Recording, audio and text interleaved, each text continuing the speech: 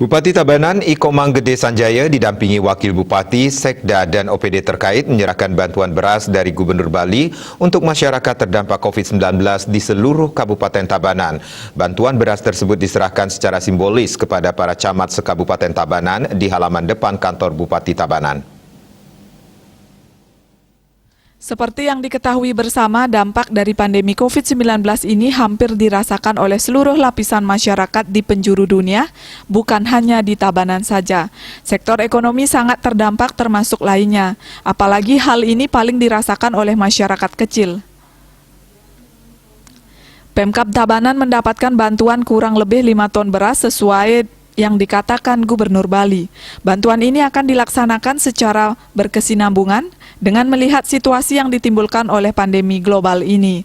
Bupati Tabanan menegaskan bantuan ini harus cepat didistribusikan dan jangan sampai salah sasaran dan harus benar-benar diterima oleh masyarakat yang terdampak COVID-19 di 133 desa yang tersebar di seluruh Kabupaten Tabanan. Di Tabanan tidak hanya mengandalkan bantuan dari pemerintah, tetapi kita juga di Tabanan selalu berinovasi, salah satunya melalui ASN Gotong Royong atau sumbangan sukarela dari ASN. Di samping itu kepada seluruh jajaran agar melaporkan secara rinci, transparan dan bertanggung jawab terkait dengan bantuan ke masyarakat. Bantuan ke masyarakat harus secara menyeluruh dan diterima oleh benar-benar masyarakat yang terdampak COVID-19. Terkait dengan sumbangan sukarela ASN, Bupati Sanjaya mengaku telah berkoordinasi dengan jajarannya untuk nanti realisasi dan teknisnya sudah dirancang oleh Sekda. Dan ini dijelaskannya bahwa kerelaan dari ASN tidak potong gaji atau pengurangan hak-hak ASN dan murni sukarela.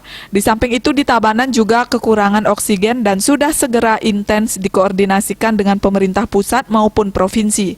Dari sumbangan sukarela ASN nantinya bisa ikut berikan oksigen untuk rumah sakit yang membutuhkan. Di akhir kegiatan, Bupati Sanjaya kembali menegaskan agar tidak menyalahgunakan bantuan kepada masyarakat. Humas Tabanan melaporkan.